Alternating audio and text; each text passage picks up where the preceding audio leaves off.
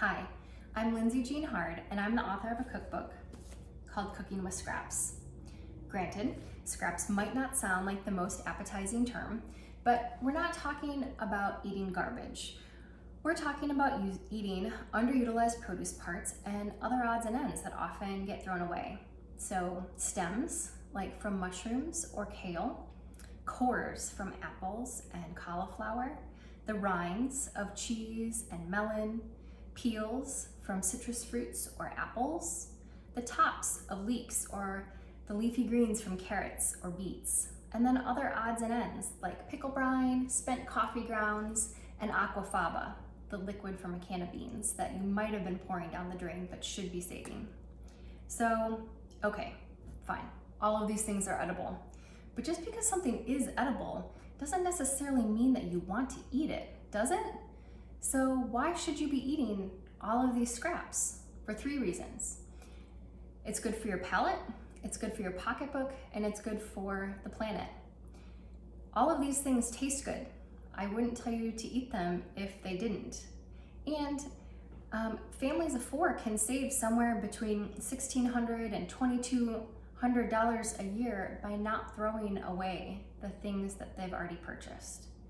And as far as the planet, by not throwing these things away, they're not going to end up in a landfill, which is currently, our landfills are 1/5 made up of food. And all of that food in there decomposing without sunlight or oxygen means that they're producing greenhouse gases. So we can avoid that too. So, all right, how do you start? You just eat more of what you already bought. This is by no means a new topic.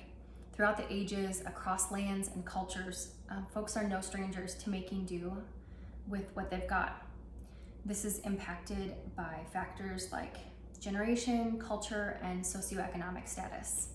Some of us are probably already really thoughtful about food waste, while other of us may have been in a position of privilege enough that if a recipe tells us to cut off and discard a kale stem, we don't really have to think about it. Well, consider this your reminder to think about it. Think before you toss that kale stem, before you ditch your spent coffee grounds, and before you compost your banana peel. That's right, banana peels are edible. They just need to be softened a little bit. So you can either cook the peels in a little bit of water, or my favorite super easy method is to put the whole banana in the freezer. Of course, anytime you are eating the peel of something, I recommend that you buy organic, and of course always wash your produce before eating it. But you can just put that whole banana in the freezer and the skin will get darker, it might even get black, that's totally fine. When it comes out, get rid of the stem and the very bottom part. You can do that either by pinching and twisting or just using a knife to cut it off. And then you can use the whole banana, peel and all. You can drop this in with your morning smoothie, or I like to grab my immersion blender and blend it up into a puree. And then I use that just in a banana bread recipe. And this is obviously darker than a mashed up banana is, but your bread will turn out just fine. In fact, it will have an even more pronounced banana flavor than if you just used the fruit, which is pretty cool. So I think sometimes after you learn about all of the things that are edible, it can feel a little bit overwhelming. Like, oh my gosh, now I have to start eating every single thing and I can't ever toss or compost any of these items. And that's not the case. I recommend just picking 1 or 2 items, start using those scraps, and then increase from there. Because we really don't need all of us to be perfect.